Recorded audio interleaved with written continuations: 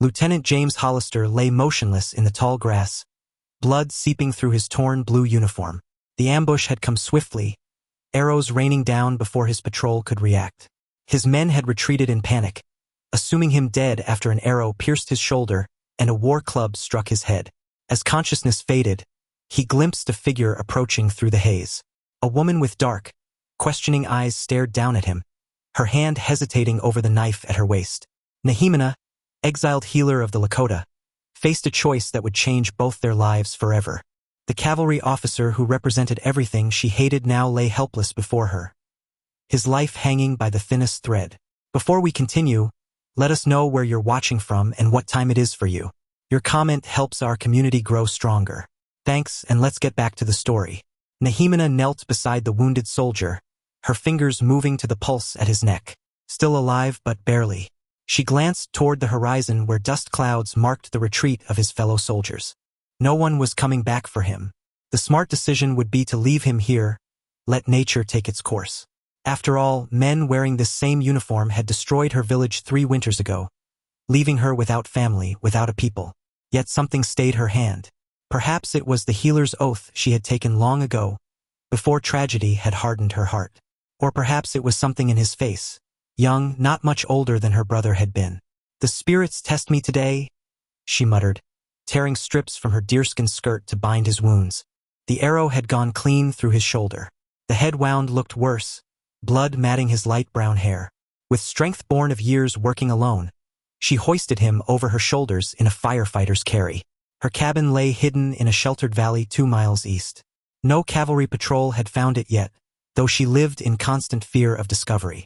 Now she was bringing one of them directly to her sanctuary. The sun was setting by the time she reached the crude cabin, built by her own hands after her exile. She laid the officer on her sleeping mat and worked swiftly to clean his wounds. Fever had set in already, his skin burning hot beneath her fingers. She crushed herbs and roots, preparations taught by her grandmother, mixing them into poultices for his wounds. "You will probably die anyway," she told his unconscious form. "But at least your passing will be cleaner than bleeding out for the coyotes." Through the night she worked, forcing herbal tea between his lips when she could, sponging his fevered brow with cool water from the nearby stream. In his delirium he called out names, fellow soldiers perhaps, or family far away. Once he cried out, "Hold the line!" his hands reaching for a weapon that wasn't there. She pushed his arms down gently, whispering, "The battle is over," though she knew another kind of battle was just beginning for him. Dawn broke with the cavalry officer still alive, his breathing steadier. Nehemina hadn't slept, her vigilance partly for her patient, partly from fear that others might come looking for him. She moved to the cabin door, peering out cautiously before stepping outside to gather more herbs. The morning air carried no sounds of horses or men, only birdsong and the rustling of leaves. For 3 days, Lieutenant Hollister hovered between life and death while Nehemina tended him. On the 4th morning, his eyes fluttered open, confusion giving way to fear when he saw her. "Be still," she said firmly in English. "Your wounds will open." He tried to sit up anyway, gasping at the pain. "Where am I? Who are you?" "You are in my home. I found you left for dead." Her English was fluent but accented, learned from missionaries who had once visited her village. "I am called Nehemina." "Why?" he began, then closed his eyes as pain overwhelmed him. "Why did I save you?" She placed a cup of bitter tea against his lips. "Drink, then rest. Questions later." He complied, too weak to resist. The medicine sent him back into unconsciousness almost immediately. Nehemina sat back on her heels, studying his face. In sleep, without the fear and suspicion, he looked younger still. Perhaps 25 summers, close to her own age. A face untouched by smallpox, well-fed, with calluses on his hands that spoke of work before he joined the army. Not the face of a monster, though she knew all too well that monsters often wore ordinary faces. When Hollister woke again, the cabin was dim with evening shadows. Nehemina sat nearby, stitching a torn moccasin by the fire's light. He watched her silently for several minutes before she noticed his open eyes. "Water," he rasped. She brought him a wooden cup, helping him raise his head to drink. "Your fever has broken. Perhaps you will live after all. My men ran away, left you for dead." Her voice was matter-of-fact, without accusation. No one has come searching for 3 days. Hollister processed this information slowly. You're Lakota? I was. Her hands returned to the moccasin, needle moving swiftly through the soft leather. I don't understand. I am no longer welcome among my people. I live alone. He tried to make sense of her words through the fog of pain and weakness. Why would you help me? A soldier. Nehemina paused her stitching. It was a question she had asked herself repeatedly over the past days. I was a healer before I was an exile. Perhaps I remembered that for a moment. Thank you, he said softly. I'm Lieutenant James Hollister, 7th Cavalry. She nodded once, acknowledging his words without warmth. You should sleep more. Your body is still fighting death. I think death might be losing. He attempted a weak smile. For now, she replied, unsmiling. But the battle is not over. The next days established a routine. Hollister slept much of the time, his body demanding rest to heal. When awake, he watched Nehemina move around the small cabin, her movements efficient and graceful. She spoke little, answering his questions with as few words as possible.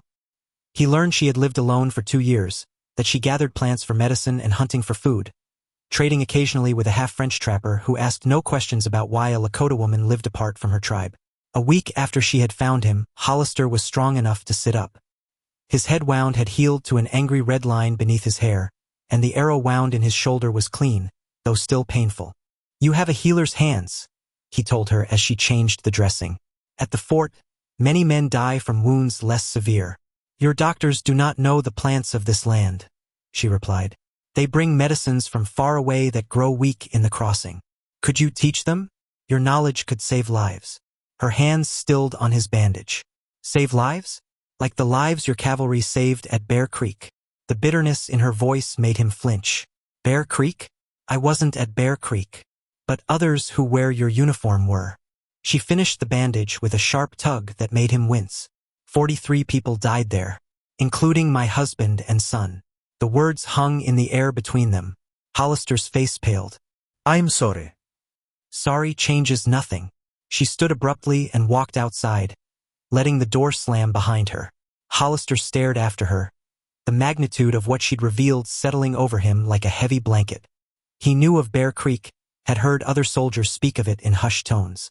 An engagement that had gone wrong, where women and children had been killed. The official report called it a regrettable error. The unofficial stories told a different tale. When Nehemina returned an hour later, her face was composed once more. She placed a rabbit she had snared on the table and began preparing it for cooking without looking at him. You have every right to hate me, Hollister said quietly. Yes. She gutted the rabbit with precise movements. Why didn't you leave me to die? It would have been justice. Her hands paused, knife hovering. Justice? Would your death bring back my husband? My baby son? She shook her head. One more dead soldier means nothing. The blue coats are like ants from a disturbed hill. Always more coming. Then why save me? Nehemina resumed her work, not meeting his eyes. Because I wanted to see. See what? If a man who brings death could be worth saving. If he could understand what he destroys. She looked up then, dark eyes challenging. Do you understand, Lieutenant Hollister? Do you see what your war takes from us? He had no answer that seemed adequate. In the silence, she nodded as if his silence confirmed something she already knew. Rest, she said finally. Tomorrow you will try standing. As the days passed, Hollister regained strength. He progressed from standing to walking around the cabin, then short walks outside. Nehemina watched his recovery with the critical eye of a healer, adjusting his medicines as needed. Their conversations remained tense, circling around the vast differences in their worlds without finding common ground. 2 weeks after his rescue, Hollister accompanied Nehemina to gather herbs in a nearby meadow. He still tired easily but insisted on being useful. This is blackroot, she explained, kneeling to dig up a plant with delicate white flowers. For stomach sickness. Like this one. He pointed to a similar plant a few feet away. No! She grabbed his wrist before he could touch it. That one brings death if eaten. See the leaves, how they grow in groups of 5, not 4. Hollister studied the plants carefully. They look almost the same to me. This is why your people sicken and die. You do not see what is before you. There was no mockery in her voice, only a teacher's patience. He knelt beside her, his movements still stiff from his healing wounds. The black root must be pulled carefully, not broken. The power lives in the whole root. For the rest of the afternoon, she taught him to identify healing plants, testing his memory, correcting his mistakes. It was the longest conversation they'd had without tension crackling between them. As they walked back to the cabin, Hollister carrying a basket of gathered plants, he asked the question that had been troubling him. Why were you exiled from your people? Nehemina's pace slowed. After Bear Creek, many wanted war. Some truths must be spoken, even when no one wishes to hear them. Hollister thought of his own commanding officer, how questioning orders was met with punishment. I understand more than you might think.